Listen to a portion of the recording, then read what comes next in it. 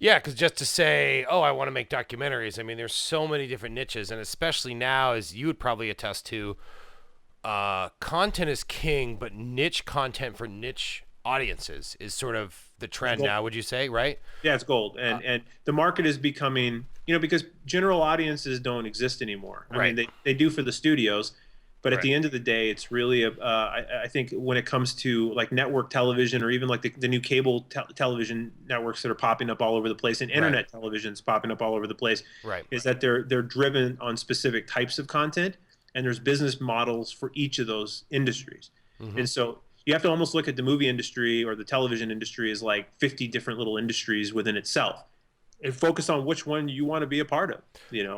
Absolutely, because you have even just at the cable level, cable channels, niche cooking channel.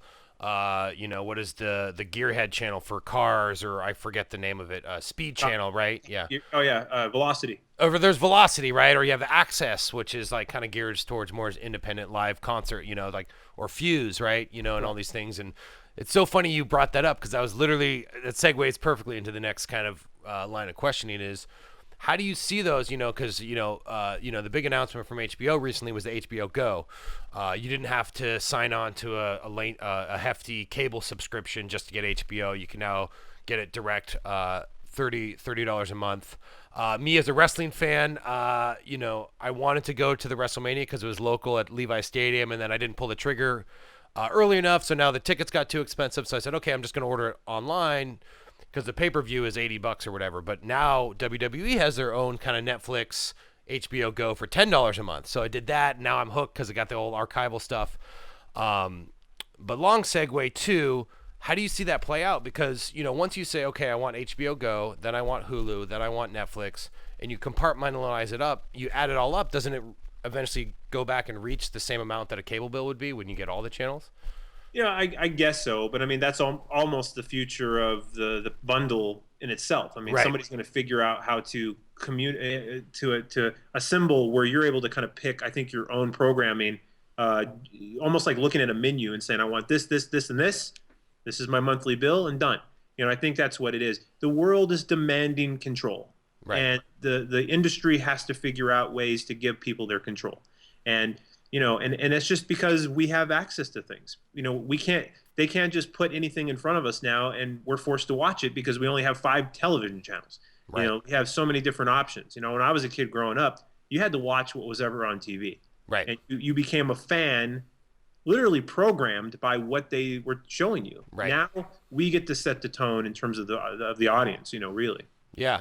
So, and again, that leads to, companies not only compartmentalizing and making it more on demand, but Netflix and Hulu are now producing they're now the main producers and funders behind, they're not, I don't think Netflix has necessarily their own production company, but they hire out, they contract out and they figure out the right production companies. They're funding the productions themselves as opposed to just getting, archival stuff from old TV. So, the model is changing, and I don't know. I'd like to know from your own experience with the Indie Film Factory, how has that affected your productions? Because I know that you know you've learned to create that model not only to have the Indie Film Factory, but also there's so many independent filmmakers out there that make a film, put it in festivals, it gets a little recognition or whatnot, and for as many people that win Con and win Sundance, there's so many people that don't, and they just kind of get lost in that film festival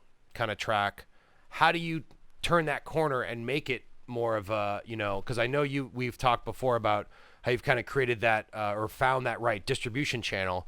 How do independent filmmakers that are out there that are like, hey, I make great films, but I just don't know how to distribute it in this new economy? Like, what would you suggest as far as approaching Netflix to get on Netflix and that kind of distribution path? Because I know it's a big thing for independent filmmakers.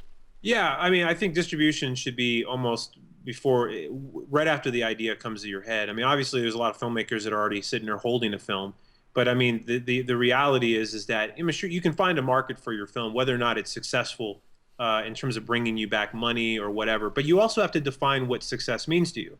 If you're making films for the sake of making money, then you have to think of it, logically a different way than you would say, oh, I really want to tell the story of a drama or whatever between two lovers. It's different, and so you have to kind of be cognizant of what your goals are.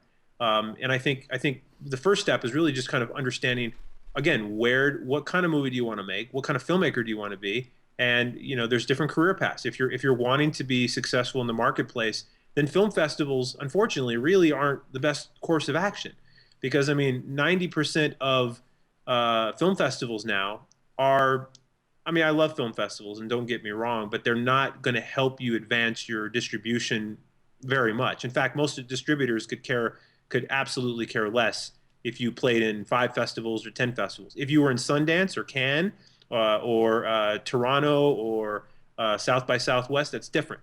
But I mean, how many films are actually getting into those? And out of Right. the films that are getting into those, how many are actually, Truly independent at this truly point. Right. independent? They're not, kind of. I mean, they're not to say that these festivals aren't open to, but there's so many films being made. Absolutely. And out of Absolutely. the number, I don't know the exact numbers, but I would assume that, out of the thousands and thousands of submissions every single year that are submitted to like Sundance, that only a fraction of those are being put in, because first off, they only have a certain amount of screens, Yeah. they only have a certain amount of days. How could you program that many movies? Yeah. And Absolutely. and my thought is, like, how can any programmer actually sift through that many titles? So you have to think about that. And Yeah. I think if you're looking at it from a commercial standpoint, the idea is to start with an idea that is going to be viable in the marketplace. It doesn't mean selling out, but it does mean you got to be thinking, how's this product going to be in the marketplace? And then once you figure that out, you have to work on really getting a good script together that is done well, that is unique, that's something that moves, and not get caught up in your own ideas. It's really about showing a story, not talking a story. Yeah. And then once you get to that level, hopefully you can have a good screenplay. You can go to a distributor. I've done things backwards, and I'm kind of a hypocrite when I say you should always have distribution before you start shooting, because I've made movies without distribution. But at the end of the day, if you can have that conversation early on with a distributor, then they may even be able to help you create content that's going to be easier for them to sell, because that's Yeah. what you want. You want to make their job easier because you want to have commercial success. And for example, we're working with our distributors right now into developing content for their buyers, very specific. Yeah. So it's a different kind of thing. But if you can have those conversations earlier and finding a good distribution partner, I think you're really gonna find that it's gonna help save you a lot of headache, rather than, oh, I've got this romantic love story that nobody cares about.